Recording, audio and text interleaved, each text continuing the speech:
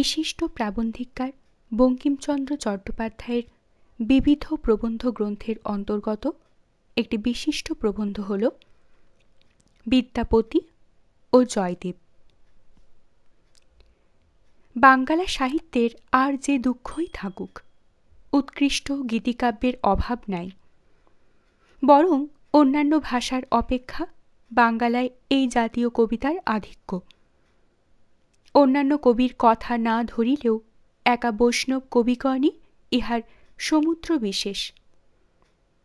বাঙ্গালার প্রাচীন কবি জয়দেব গীতিকাব্যের প্রণেতা। পরবর্তী বৈষ্ণব কবিদিগের মধ্যে বিদ্যাপতি, গোবিন্দদাস এবং চণ্ডীদাসই প্রসিদ্ধ। কিন্তু আরও কতকগুলি এই সম্প্রদায়ের গীতিকাব্য প্রণেতা আছেন। তাদের মধ্যে অন্যূন ৪-৫ জন উৎকৃষ্ট কবি বলিয়া গণ্য হইতে পারেন। ভারতচন্দ্রের রসমঞ্জরীকে এই শ্রেণীর কাব্য বলিতে হয়। রামপ্রসাদ সেন আর একজন প্রসিদ্ধ গীতিকবি। তৎপরে কতগুলি কবিওয়ালার প্রাদুর্ভাব হয়। তন্মধ্যে কাহারো কাহারো গীত অতি সুন্দর। রাম বসু, হরু ঠাকুর, নিতাই দাসের এক একটি গীত এমতো সুন্দর আছে যে ভারতচন্দ্রের রচনার মধ্যে তৎতুল্য কিছুই নাই। কিন্তু কবিওয়ালাদিগের অধিকাংশ রচনা অশ্রদ্ধেয় ও অশ্রাব্য, সন্দেহ নাই। সকলই নিয়মের ফল, সাহিত্যও নিয়মের ফল। বিশেষ বিশেষ কারণ হইতে বিশেষ বিশেষ নিয়মানুসারে বিশেষ বিশেষ ফলোৎপত্তি হয়। ফল উপরিস্থ বায়ু এবং নিম্নস্থ পৃথিবীর অবস্থানুসারে কতগুলি অলঙ্ঘ নিয়মের অধীন হইয়া কোথাও বাষ্প, কোথাও বৃষ্টিবিন্দু, কোথাও শিশির, কোথাও হিমকণা বা বরফ, কোথাও কুজ্ঝটিকারূপে পরিণত হয়। তেমনি সাহিত্য দেশভেদে, দেশের অবস্থাভেদে অসংখ্য নিয়মের বশবর্তী হইয়া রূপান্তরিত হয়। সেই সকল নিয়ম অত্যন্ত জটিল, দুর্গেয় সন্দেহ নাই। এ পর্যন্ত কেহ তাহার সবিশেষ তত্ত্ব নিরূপণ করিতে পারেন নাই। কোমথ বিজ্ঞান সম্বন্ধে যেরূপ তত্ত্ব আবিষ্কৃত করিয়াছেন, সাহিত্য সম্বন্ধে কেহ তদ্রূপ করিতে পারেন নাই। তবে ইহা বলা যাইতে পারে যে সাহিত্য দেশের অবস্থা এবং জাতীয় চরিত্রের প্রতিবিম্ব মাত্র। যে সকল নিয়মানুসারে দেশভেদে রাজবিপ্লবের প্রকারভেদ, সমাজ বিপ্লবের প্রকারভেদ, ধর্ম বিপ্লবের প্রকারভেদ ঘটে, সাহিত্যের প্রকারভেদ সেই সকল কারণেই ঘটে। কোনো কোনো ইউরোপীয় গ্রন্থকার সাহিত্যের সঙ্গে সমাজের আভ্যন্তরিক সম্বন্ধ বুঝাইতে চেষ্টা করিয়াছেন। বকলভিন্ন কেহ বিশেষরূপে পরিশ্রম করেন নাই এবং হিতবাদ মতপ্রিয় বকলের সঙ্গে কাব্য সাহিত্যের সম্বন্ধ কিছু অল্প। মনুষ্য চরিত্র হইতে ধর্ম এবং নীতি মুছিয়া দিয়া তিনি সমাজতত্ত্বের আলোচনায় প্রবৃত্ত। বিদেশ সম্বন্ধে যাহা হোক, ভারতবর্ষ সম্বন্ধে এ তত্ত্ব কেহ কখনো উত্থাপন করিয়াছিলেন এমতো আমাদের স্মরণ হয় না। সংস্কৃত সাহিত্য সম্বন্ধে মক্ষ মুলরের গ্রন্থ বহুমূল্য বটে, কিন্তু প্রকৃত সাহিত্যের সঙ্গে সে গ্রন্থের সামান্য সম্বন্ধ। ভারতবর্ষীয় সাহিত্যের প্রকৃত গতি কি তাহা জানি না, কিন্তু তাহার গোটা কতক স্থূল স্থূল চিহ্ন পাওয়া যায়। প্রথম ভারতীয় আর্যগণ অনার্য আদিমবাসীদিগের সহিত বিবাদে ব্যস্ত। তখন ভারতবর্ষীয়েরা অনার্যকুল প্রমথনকারী, ভীতিশূন্য, দিগন্ত বিচারী বিজয়ী বীর জাতি। সেই জাতীয় চরিত্রের ফল রামায়ণ। তারপর ভারতবর্ষের অনার্য শত্রু সকল ক্রমে বিজিত এবং দূর প্রস্থিত। ভারতবর্ষ আর্যগণের করস্থ আয়ত্ত ভোগ্য এবং মহা সমৃদ্ধিশালী। তখন আর্যগণ বাহ্য শত্রুর ভয় হইতে নিশ্চিন্ত। আভ্যন্তরিক সমৃদ্ধি সম্পাদনে সচেষ্ট। হস্তগত অনন্ত রত্ন প্রসবিনী ভারতভূমি অংশীকরণে ব্যস্ত। যাহা সকলে জয় করিয়াছে তাহা কে ভোগ করিবে, এ প্রশ্নের ফল আভ্যন্তরিক বিবাদ। তখন আর্য পৌরুষ চরমে দাঁড়াইয়াছে। অন্য শত্রুর অভাবে সেই পৌরুষ পরস্পরের দমনার্থ প্রকাশিত হইয়াছে। এই সময়ের কাব্য মহাভারত। বল যাহার, ভারত তাহার হইল। বহু কালের রক্তবৃষ্টি শমিত হইল। স্থির হইয়া উন্নত প্রকৃতি আর্যকুল শান্তি সুখে মন দিলেন। দেশের ধন বৃদ্ধি, শ্রীবৃদ্ধি ও সভ্যতা বৃদ্ধি হইতে লাগিল। রোমক হইতে জবদ্বীপ ও চৈনিক পর্যন্ত ভারতবর্ষের বাণিজ্য ছুটিতে লাগিল।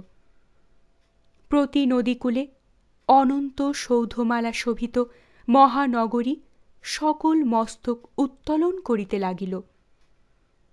ভারতবর্ষীয়েরা সুখী হইলেন, সুখী এবং কৃতী। এই সুখ ও কৃতিত্বের ফল ভক্তিশাস্ত্র ও দর্শনশাস্ত্র। এ অবস্থা কাব্যে তদৃশ্য পরিস্ফুট হয় নাই। কিন্তু লক্ষ্মী বা সরস্বতী কোথাও চিরস্থায়িনী নহেন, উভয়েই চঞ্চলা। ভারতবর্ষ ধর্ম শৃঙ্খলে এরূপ নিবদ্ধ হইয়াছিল যে সাহিত্যরস গ্রাহিণী শক্তিও তাহার বশীভূতা হইল। প্রকৃতা প্রকৃত বোধ বিলুপ্ত হইল। সাহিত্যও ধর্মানুকারী হইল। কেবল তাহাই নহে, বিচার শক্তি ধর্ম মোহে বিকৃত হইয়াছিল। প্রকৃত ত্যাগ করিয়া অপ্রকৃত কামনা করিতে লাগিল। ধর্মই তৃষ্ণা, ধর্মই আলোচনা, ধর্মই সাহিত্যের বিষয়। এই ধর্মমোহের ফল পুরাণ। কিন্তু যেমন একদিকে ধর্মের স্রোত বহিতে লাগিল, তেমনি আর একদিকে বিলাসিতার স্রোত বহিতে লাগিল। তাহার ফল কালিদাসাদির কাব্য নাটকাদি। ভারতবর্ষীয়েরা শেষে আসিয়া একটি এমন প্রদেশ অধিকার করিয়া বসতি স্থাপন করিয়াছিলেন যে তথাকার জল বায়ুর গুণে তাহাদিগের স্বাভাবিক তেজ লুপ্ত হইতে লাগিল। তথাকার তাপ অসহ্য, বায়ু জল বাষ্পপূর্ণ, ভূমি নিম্না এবং উর্বরা, এবং তাহার উৎপাদ্য অসার তেজহানিকারক ধান্য। সেখানে আসিয়া আর্য তেজ অন্তর্হিত হইতে লাগিল। আর্য প্রকৃতি কোমলতাময়ী, আলস্যের বশবর্তিনী এবং গৃহসুখাভিলাষিনী হইতে লাগিল। সকলেই বুঝিতে পারিতেছেন যে আমরা বাঙ্গালার পরিচয় দিতেছি এই উচ্চাভিলাষশূন্য অলস নিশ্চেষ্ট গৃহসুখ পরায়ণ চরিত্রের অনুকরণে এক বিচিত্র গীতিকাব্য সৃষ্ট হইল। সেই গীতিকাব্য উচ্চাভিলাষশূন্য অলস ভোগাসক্ত গৃহসুখ পরায়ণ। সে কাব্যপ্রণালী অতিশয় কোমলতাপূর্ণ, অতি সুমধুর, দম্পতি প্রণয়ের শেষ পরিচয়। সত্য তত্ত্ব সকল প্রকারের সাহিত্যকে পশ্চাতে ফেলিয়া এই জাতি চরিত্রানুকারী গীতিকাব্য ৭-৮ বৎসর পর্যন্ত বঙ্গদেশে জাতীয় সাহিত্যের পদে দাঁড়াইয়াছে। এই জন্য গীতিকাব্যের এত বাহুল্য। বঙ্গীয় গীতিকাব্য লেখকদিগকে দুটি দলে বিভক্ত করা যাইতে পারে। একদল প্রাকৃতিক শোভার মধ্যে মনুষ্যকে স্থাপিত করিয়া তৎপ্রতি দৃষ্টি করেন, আরেক দল বাহ্য প্রকৃতিকে দূরে রাখিয়া কেবল মনুষ্য হৃদয়কেই দৃষ্টি করেন।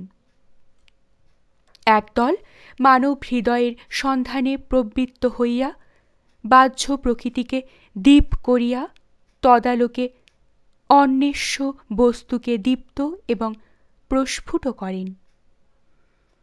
আরেক দল আপনাদিগের প্রতিভাতেই সকল উজ্জ্বল করেন, অথবা মনুষ্য চরিত্র খনিতে যে রত্ন মিলে তাহার দীপ্তির জন্য অন্য দীপের আবশ্যক নাই বিবেচনা করেন। প্রথম শ্রেণীর প্রধান জয়দেব, দ্বিতীয় শ্রেণীর মুখপাত্র বিদ্যাপতিকে ধরিয়া লওয়া যাউক। জয়দেবাদির কবিতায় সতত মাধবী যামিনী, মলয় সমীর, ললিত লতা, কুবলয়দল শ্রেণী, স্ফুটিত কুসুম, শরৎচন্দ্র, মধুর করবৃন্দ, কোকিল কুজ্জিত কুঞ্জ, নবজলধর এবং তৎসঙ্গে কামিনীর মুখমণ্ডল, ভ্রুবল্লী, বাহুলতা, বিম্বষ্ঠ, সরসী রুহলোচন, অলস নিমেষ, এই সকলের চিত্র বাতোন্মথিত তটিনী তরঙ্গবৎ সতত চাকচিক্য সম্পাদন করিতেছে। বাস্তবিক এই শ্রেণীর কবিদের কবিতায় বাহ্য প্রকৃতির প্রাধান্য। বিদ্যাপতি যে শ্রেণীর কবি, তাহাদিগের কাব্যে বাহ্য প্রকৃতির সম্বন্ধ নাই এমত নহে। বাহ্য প্রকৃতির সঙ্গে মানব হৃদয়ের নিত্য সম্বন্ধ, সুতরাং কাব্যেরও নিত্য সম্বন্ধ। কিন্তু তাহাদিগের কাব্যে বাহ্য প্রকৃতির অপেক্ষাকৃত অস্পষ্টতা লক্ষিত হয়। তৎপরিবর্তে মনুষ্য হৃদয়ের গূঢ় তলচারী ভাব সকল প্রধান স্থান গ্রহণ করে। জয়দেবাদিতে বহিঃপ্রকৃতির প্রাধান্য, বিদ্যাপতি প্রভৃতিতে অন্ত প্রকৃতির রাজ্য। জয়দেব বিদ্যাপতি উভয়েই রাধাকৃষ্ণের প্রণয় কথা গীত করেন, কিন্তু জয়দেব যে প্রণয় গীত করিয়াছেন তাহা বহিরিন্দ্রিয়ের অনুগামী। বিদ্যাপতি প্রভৃতির কবিতা, বিশেষত চণ্ডীদাসাদির কবিতা বহিরিন্দ্রিয়ের অতীত। তাহার কারণ কেবল এই বাহ্য প্রকৃতির শক্তি। স্থূল প্রকৃতির সঙ্গে স্থূল শরীরেরই নিকট সম্বন্ধ। তাহার আধিক্যে কবিতা একটু ইন্দ্রিয়ানুসারিণী হইয়া পড়ে। বিদ্যাপতির দল মনুষ্য হৃদয়কে বহিঃপ্রকৃতি ছাড়া করিয়া কেবল তৎপ্রতি দৃষ্টি করেন। সুতরাং তাহার কবিতা ইন্দ্রিয়ের সংস্রব শূন্য, বিলাস শূন্য, পবিত্র হইয়া ওঠে। জয়দেবের গীত রাধাকৃষ্ণের বিলাসপূর্ণ, বিদ্যাপতির গীত রাধাকৃষ্ণের প্রণয়পূর্ণ। জয়দেব ভোগ, বিদ্যাপতি আকাঙ্ক্ষা ও স্মৃতি। জয়দেব সুখ, বিদ্যাপতি দুঃখ। জয়দেব বসন্ত, বিদ্যাপতি বর্ষা। জয়দেবের কবিতা উৎফুল্ল কমল জাল শোভিত, বিহঙ্গমাকুল, স্বচ্ছ বাড়ি বিশিষ্ট সুন্দর সরোবর। বিদ্যাপতির কবিতা দূরগামিনী বেগবতী তরঙ্গ সংকুলা নদী। জয়দেবের কবিতা স্বর্ণাহার। বিদ্যাপতির কবিতা রুদ্রাক্ষমালা। জয়দেবের গান মুরজ বীণা সঙ্গিনী স্ত্রী কণ্ঠগীতি। বিদ্যাপতির গান সায়াহ্ন সমীরণের নিঃশ্বাস। আমরা জয়দেব ও বিদ্যাপতির সম্বন্ধে যাহা বলিয়াছি, তাহাদিগের এক এক ভিন্ন শ্রেণীর গীতিকবির আদর্শ স্বরূপ বিবেচনা করিয়া তাহা বলিয়াছি।